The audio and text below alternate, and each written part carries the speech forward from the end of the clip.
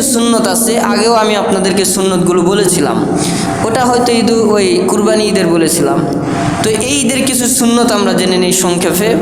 1 নম্বর সুন্নত, ঈদের দিন যে কোনো ঈদই হোক, ঈদুল আজহা হোক, ঈদুল আজহা হোক অথবা ঈদুল ফিতর হোক, যে কোনো ঈদই হোক না কেন, প্রত্যেকটা ঈদে সর্বপ্রথম ফজরের নামাজ আদায় করা। ফজরের নামাজ আদায় করা এটা প্রত্যেকটা মুসলমানের উপরে ফরজ, কিন্তু ঈদের দিন ফরজও আছে, এরপরে আদায় করা আবার সুন্নত, রসুলের সুন্নত আদায় হবে, এটা সুন্নতের কাতারেও পড়ে, কিন্তু ফরজ আপনার আলাদাভাবে আদায় হয়ে যাবে। আর বোনাস হিসাবে সুন্নত, বোনাস একটা আছে না, 10 জিবির সাথে আরও 5 জিবি যোগ, এই মিলে 15 জিবি, বোনাস 5 জিবি। তো এরকম আপনার কিছু সোয়াব এক্সট্রাভাবে বোনাস হিসাবে আপনাকে যোগ করা হবে যদি কেউ ঈদের দিন ফজরের নামাজ জামাতে আদায় করে। 1 নম্বর সুন্নত। 2 নম্বর সুন্নত হচ্ছে ঈদের দিন সকাল সকাল গোসল করা, প্রত্যেকটা মুসলমান ঈদের দিন সকাল সকাল গোসল করবে। 3 নম্বর সুন্নত হচ্ছে সবচাইতে উত্তম কাপড়, নতুন কাপড় পরিধান করতে হবে এরকম কোনো বিষয় নয়, সবচাইতে আপনার যে কাপড়গুলি আছে এর মধ্য থেকে যেটা উত্তম মনে হয়, যেটা ভালো মনে হয়, এইটা পরিধান করা হচ্ছে সুন্নত। এরপরে খুশবু লাগানো আর আতর সুরমা লাগানো, এটা শুধু ঈদের দিন নয়, প্রত্যেকটা মুসলমানদের জন্য প্রতিদিন সুরমা লাগানো হচ্ছে সুন্নত। আল্লাহ রসুল সাল্লাল্লাহু আলাইহি সাল্লাম শুধু ঈদের দিন সুরমা লাগাতেন এরকম নয়, তিনি প্রতিদিন সকালে ফজরের নামাজ পড়ে সুরমা লাগিয়ে ঘর থেকে বাইর হতেন কালেমার দাওয়াত দেওয়ার জন্য।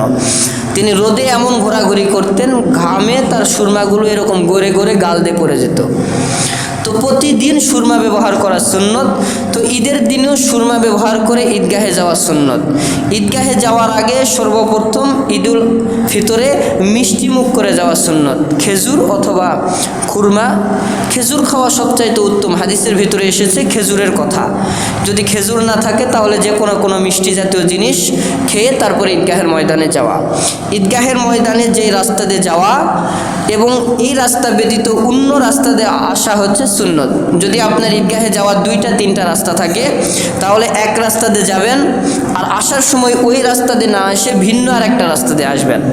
আর যদি এরকম কোনো ঈদগাহ ময়দান হয় যে একটাই রাস্তা, 2টা কোনো রাস্তা নেই, তাহলে সেই ক্ষেত্রে আপনি একটা রাস্তার এই সাইড দিয়ে দেন সাইড দিয়ে যাবেন, আসার সময় বাম সাইড দিয়ে আসবেন যদি একটা রাস্তা হয়। আর যদি 2-3টা রাস্তা থাকে তাহলে অন্য ভিন্ন রাস্তা দিয়ে আসবেন।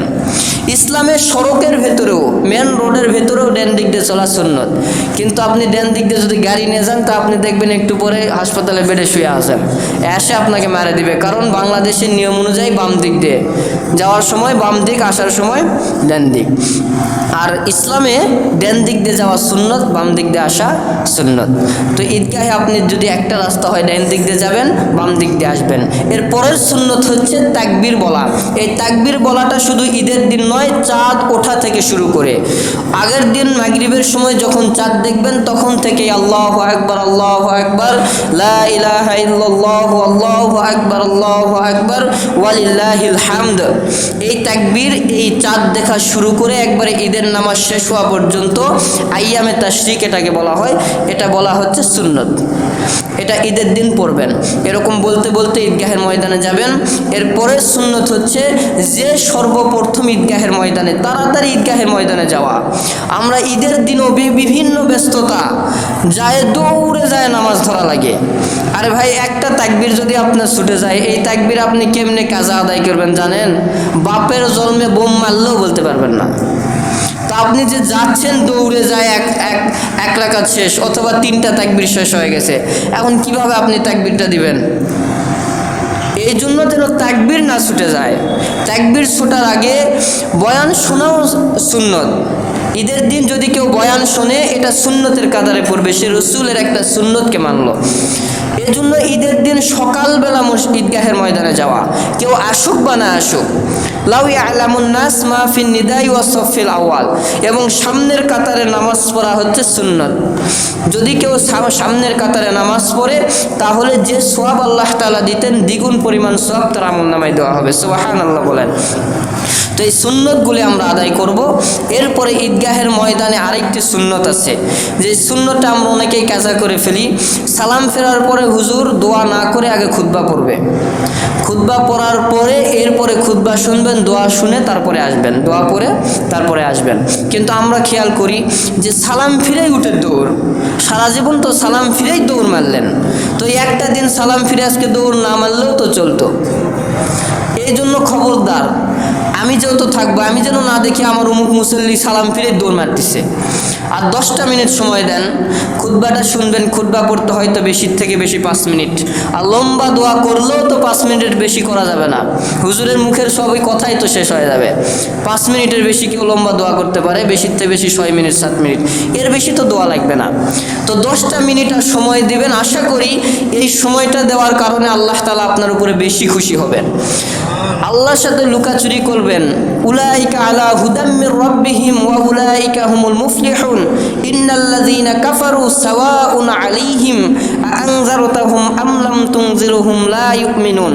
আল্লাহ তাআলা বলতেছে, যারা আল্লাহ তাআলার সাথে চালাকি করে, আল্লাহ তাআলার সাথে কটূক্তি করার চেষ্টা করে, আল্লাহ তাআলার সাথে কাম ফাঁকি দেওয়ার চেষ্টা করে, যারা যে নামাজ পড়ে সালাম ফিরে দূর, মনে হয় আল্লাহরে ফাঁকি দিলাম, আল্লাহ তাআলা বলতেছেন না, লা ইউমিনুন, তারা নিজেরা নিজেদেরকেই ফাঁকি দিল।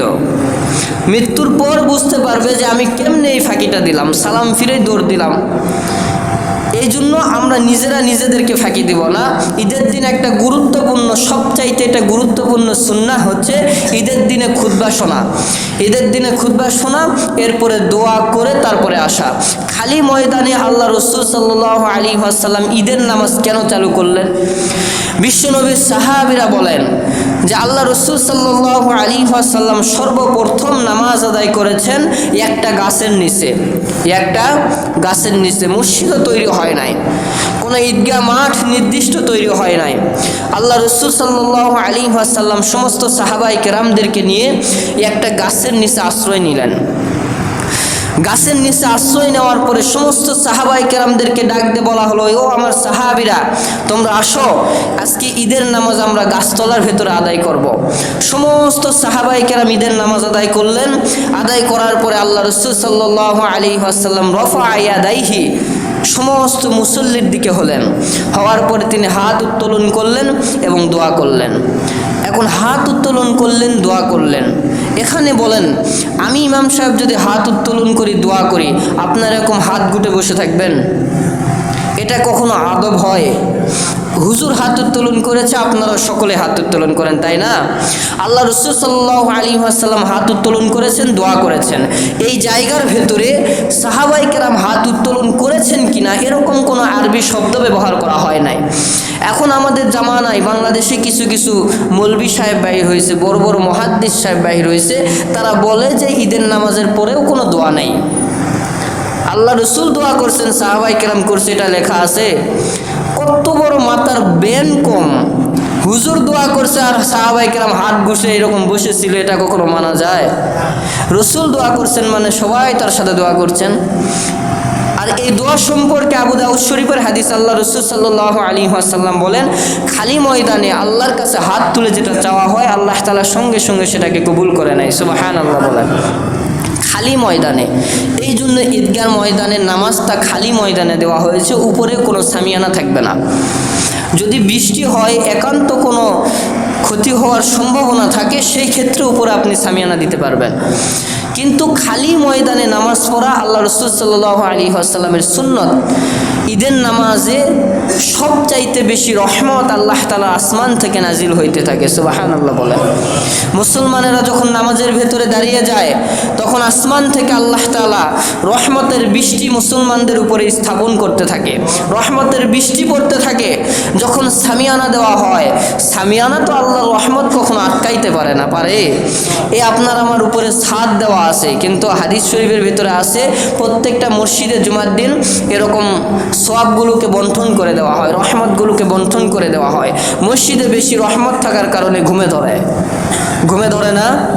মসজিদে বেশি রহমত থাকার কারণে বসে থাকতে থাকতেও ঘুমে ধরে, কিন্তু অন্য একটা বৈঠকে বসে থাকেন ঘুমে ধরবে না, কিন্তু মসজিদে ধরবে, কারণ এখানে রহমতের ব্যবস্থা এমন পরিমাণ হয়ে গেছে, রহমতে আপনার শরীরটাকে এমন শান্ত করে দিছে যে আপনার এমনি অটোমেটিক ঘুম আসে।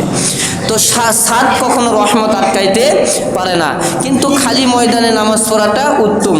তো আমরা সামনে ঈদের দিন আসতেছে, যে সুন্নতগুলো আমরা শুনলাম, সকলে এই সুন্নতের উপর আমল করব তো ইনশাআল্লাহ আমল করব। এবং সবচাইতে গুরুত্বপূর্ণ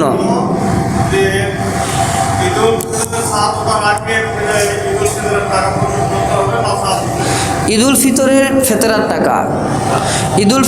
ফেতরার টাকা চাঁদ ওঠার পর থেকে ঈদগাহের ময়দানে যাওয়ার আগ পর্যন্ত দেওয়া হচ্ছে সুন্নত। এটা হচ্ছে সুন্নত তরিকা। আর যদি কেউ চাঁদ ওঠার আগেও দেয় সমস্যা নাই, দিতে পারবে, কোনো সমস্যা নেই। কিন্তু উত্তম, আমি ওই সপ্তাহে বলেছিলাম, উত্তম আর অউত্তম দেখে কি একবারে না যায় সেরকম নয়, আর উত্তম দেখে যে একবারে করতেই হবে এরকমও নয়। ভালো আর একটু ভালো, এর মধ্যে পার্থক্য বাস। আপনি চাঁদ ওঠার পর থেকে, নিয়ম হচ্ছে চাঁদ ওঠার পর থেকে ঈদগাহের ময়দানে যাওয়ার আগ পর্যন্ত দেওয়া সুন্নত, কিন্তু এর আগে আপনি যে কোনো দিন আদায় করতে পারবেন। কিন্তু আদায় না করে আল্লাহ রসুলের হুকুম, কেউ ঈদগাহের ময়দানে যেও না। টাকা আদায় না করে কেউ কখনো ঈদগাহের ময়দানে যেও না। যদি তুমি ঈদগাহের ময়দানে টাকা আদায় না করেও যাও, তারপরে তোমার ঈদের নামাজের ভেতরে সামান্য পরিমাণ একটা কমতি থেকে গেল। আল্লাহর ইবাদতে 10টা টাকার জন্য আমি কেন কমতি করব? আমার থেকে না হয় 1000 টাকায় যাবে, 2000 টাকায় যাবে।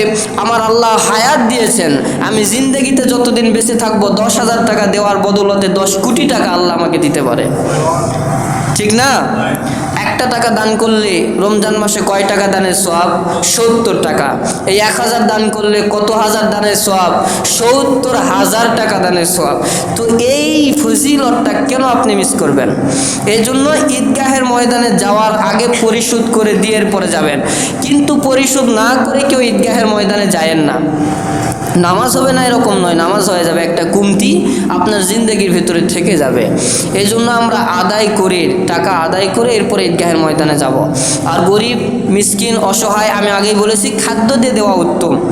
যদি আপনি 5টা জিনিস বলেছিলাম, জব, পনির, কিশমিশ, খেজুর, এই 4টা দিয়ে দেওয়া হচ্ছে উত্তম। আর একটা 5 নাম্বার আছে সেটা হচ্ছে গমের দামে দেওয়া উত্তম। এর ভেতরে আরেকটা কথা আছে, যেটা আগের জুমায় হয়তো আমি বলতে ভুলে গেছিলাম, যে আপনি যেটা খান, আপনি যেটা খেয়ে বেঁচে আছেন সেটা দেওয়া উত্তম। গম যেটা আছে 5 নাম্বার, এই গমের ভেতরে আমরা তো এখন গম খাই না, আগে গমের রুটি খাইতো আল্লাহ রসুল, সবসময় গমের রুটি খাইতেন, এই জন্য গম দিয়ে দেওয়াটা তিনি রেওয়াজ চালু করেছিলেন।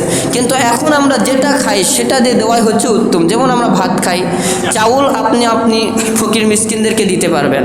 যদি আপনার মনে হয় যে আমি এইরকম খাদ্য দিয়ে দিতে চাচ্ছি না, আমি সম্পদ দেব, টাকা পয়সা দেব, তাহলে আপনি টাকা পয়সাও দিতে পারবেন, কোনো সমস্যা নাই।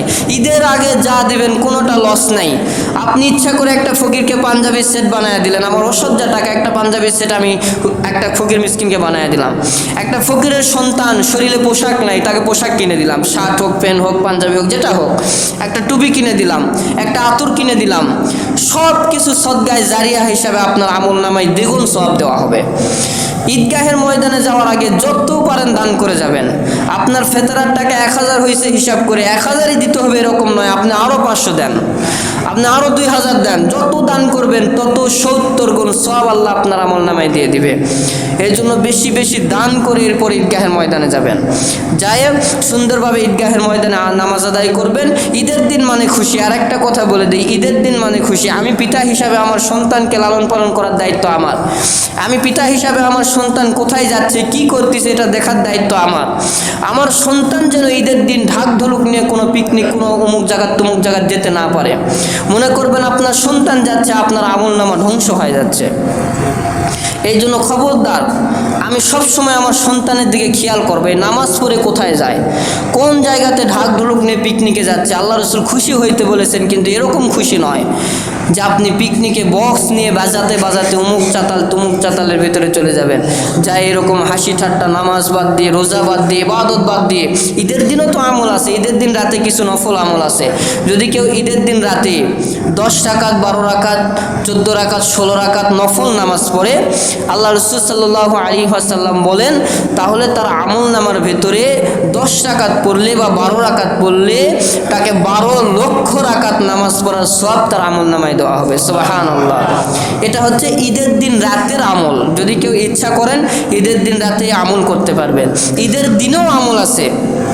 এই পিকনিক টিকনিক অমুক তুমুক জায়গাতে না যেয়ে ঈদের দিনে যদি কেউ ঈদগাহের ময়দান থেকে আসার পরে নিজের বিবি বাচ্চাকে হাসি মুখে এক লোকমা খাবার তুলে খাওয়ায়।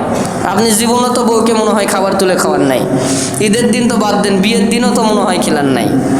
যদি কেউ নিজের বিবি বাচ্চাকে 1 লোকমা খাবার তুলে খাওয়ায় এবং হাদিয়া দেয়, হাদিয়া বোঝেন, আমরা যাকে বাংলা ভাষায় সালামি বলি, ঈদ সালামি। বউ আসে সাহস করে তো বলতেও পারে না, কারণ জানে আমার স্বামী ঠেটা, জীবনও তো আমাকে দেয়ই না। এই স্বামীর কাছে যদি এই বুড়া বয়সে যায় চাই, তো ইজ্জত পান সব কিছু একবার পানসার করে দিবে, জামাই বেটি আসবে, শেষ গন্ডগোল লাগে যাবে। এরকম যেন না হয়। ঈদের দিন প্রত্যেকটা মুসলমানের মুখ থাকবে হাসি মুখ, এবং আমার স্ত্রীও যেন গোমরা মুখে না থাকে। 10 টাকা, 20 টাকা, 100 টাকা তাকে হাদিয়া দিলাম, আমার স্ত্রী একটা হাসি মুখ দিল, আমার সন্তানকে দিলাম, সন্তান হাসি দিল। সবাইকে এসে এরকম ঈদ সালামি দিবেন, যাকে হাদিয়া বলা হয়। এটা দেওয়া আল্লাহ রসুল সাল্লাল্লাহু আলাইহি সাল্লামের সুন্নত। আর একটা জিনিস মনে পড়ে গেল, ঈদের দিন আমরা যেটা ভুল করি, 3 বার কোলাকুলি করি। 3 বার করি না, কিন্তু সুন্নত হচ্ছে 1 বার। সুন্নত কয়বার? 1 বার। শুধু ডান দিকে আল্লাহুম্মা জিদ মুহাব্বাতি লিল্লাহি ওয়া রাসূলি বলে শেষ। 3 বার করার কোনো প্রয়োজন নাই। 3 বার করলে যে গুনাহ হবে এরকমও নয়, কিন্তু সুন্নত তরিকা যেটা হচ্ছে 1 বার আপনি নিয়ে, 1 বার বুকে জড়ায় নিয়ে আল্লাহুম্মা জিদ মুহাব্বাতি লিল্লাহি ওয়া রাসূলি এই দোয়া পড়বেন। আল্লাহুম্মা, হে আল্লাহ, জিদ মুহাব্বাতি, এই মুসলমানের সাথে, এই ভাইয়ের সাথে আমার মহাব্বত ভালোবাসা আপনি বৃদ্ধি করে দেন। এই জন্যই কোলাকুলি।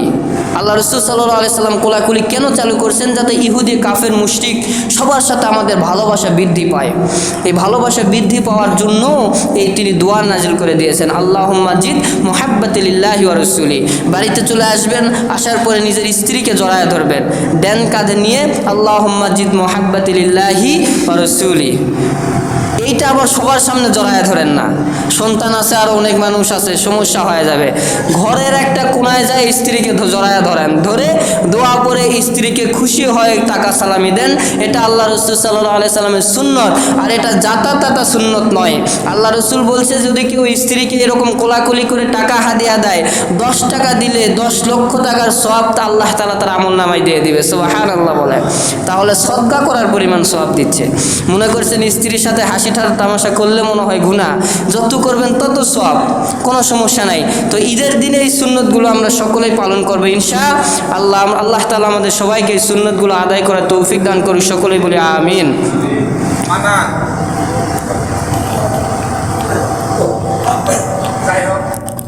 আসসালামু আলাইকুম। ঈদুল ফিতরের নামাজ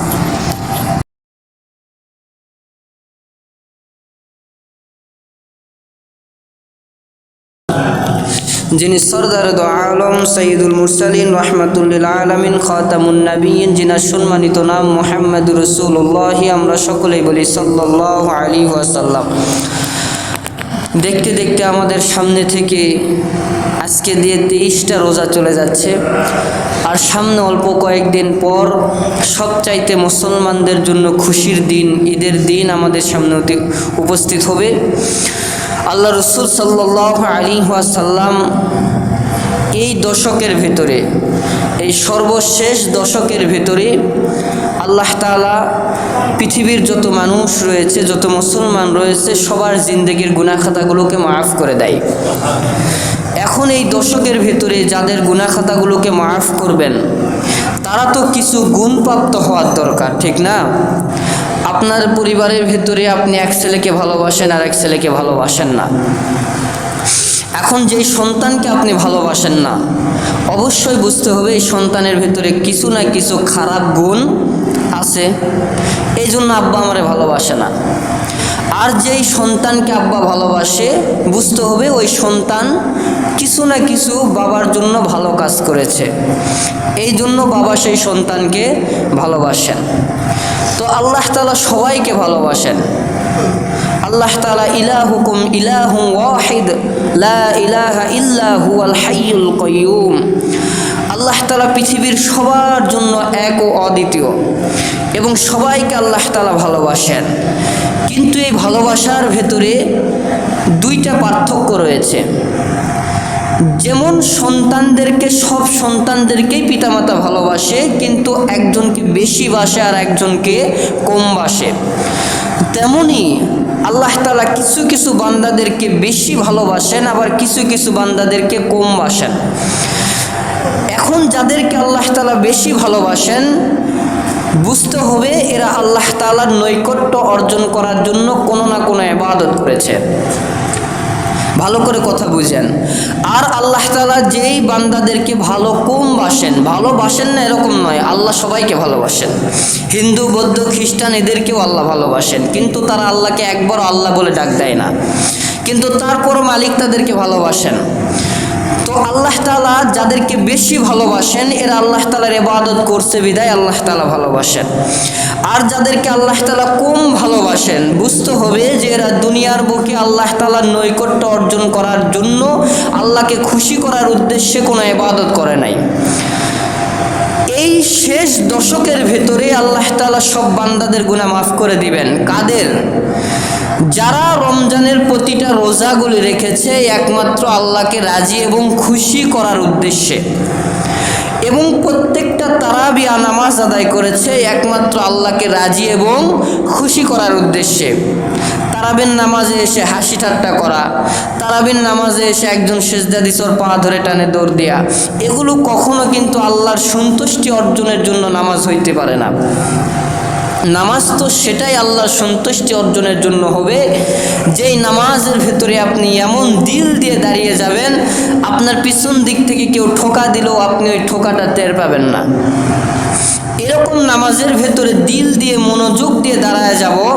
আবার এরকমও নয় হুজুর তাড়াতাড়ি পড়াই না বিধায় নামাজ ভালো লাগে না, এইটাও কিন্তু আল্লাহর সন্তুষ্টি উদ্দেশ্যে নামাজ নয়। এখনকার তারাবি তো এমন হয়ে গেছে, হুজুর জোরে পড়ালে তারপর মসজিদে যাব, আর জোরে না পড়ালে ওই মসজিদে যাওয়া চলবে না। আমি জয়পুরহাটে তারাবির নামাজ পড়াই দুই হুজুর মিলে, তারাবির নামাজ পড়াই দুই হুজুর মিলে। আমি একটু স্পিরিটে পড়াই, আমার পিছনে মুসল্লির অভাব নাই, ওই বারান্দায় চলে যায়। আর আমার পরে আমি 12 রাকাত পড়ার পরে যে 8 রাকাত দেই, সব চলে যায় এক কাতার মানুষ থাকে। এখন এই শেষ দশকে এসে সভাপতি, সেক্রেটারি সবার প্রশ্ন, হুজুর আপনি পড়ালে এত মুসল্লি থাকে, হুজুর পড়ালে থাকে না কেন? তাহলে ওই হুজুরের উপর সবার মনটা বেজার না? কুমটিরাও বেজার, হুজুর যখনই নামাজে দাঁড়ায় তখনই মুসল্লি চলে যায়। হুজুর একটু ধীরে ধীরে পড়ায়, ছোট হুজুর তো, তারাবি কেবল জীবনের প্রথম পড়াচ্ছে, যতই জোরে পড়াতে বলেন ওই ধীরেই পড়ায়, এই জন্য মুসল্লি থাকে না। তো আমাদের ইমানের ডিজিটাল ইমান, আর পৃথিবীর যত হুজুর আছে সবাই ডিজিটাল হুজুর। আপনারা ডিজিটাল হলে আমাদেরকে ডিজিটাল হইতে হয়, তাছাড়া যে মুসল্লি থাকে না। মুসল্লি না থাকার চাইতে একটু জোরে হলেও তো পড়েন, পড়া শিখেন। এই উদ্দেশ্যে তারাবির নামাজ আদায় করলেও এটা কখনো আল্লাহর সন্তুষ্টি অর্জনের উদ্দেশ্যে হবে না। তারাবির নামাজ একমাত্র জোরে হোক অথবা ধীরে হোক, ধীরে হলেও আমি পড়ব, জোরে হলেও আমি তারাবির নামাজ পড়ব। আমার মহল্লার মসজিদ ছেড়ে আমি অন্য মসজিদে জোরে হয় দেখে সেখানে কখনো চলে যাব না। এটা আল্লাহ তাআলার উদ্দেশ্যে, সন্তুষ্টির উদ্দেশ্যে। যারা এরকম সন্তুষ্টির অর্জনের উদ্দেশ্যে প্রত্যেকটা ইবাদত করেছে রমজান মাসে, এই শেষ দশকে মাগফিরাত, নাজাত, এই শেষ দশকের ভেতরে আল্লাহ তাআলা এই বান্দাদের জিন্দেগির গুনাহ খাতাগুলোকেই মাফ করে দিবেন। সুবহানাল্লাহ বলেন। এই ঈদের আগে, ঈদগাহে যাওয়ার আগ পর্যন্ত আমাদের কিছু সুন্নত রয়েছে। এই ঈদের নামাজ আসার আগে হয়তো আমরা জুমা পাবো না, যদি শুক্রবারেও যদি ঈদের নামাজ হয়, নামাজের পর জুমা যদি হয়,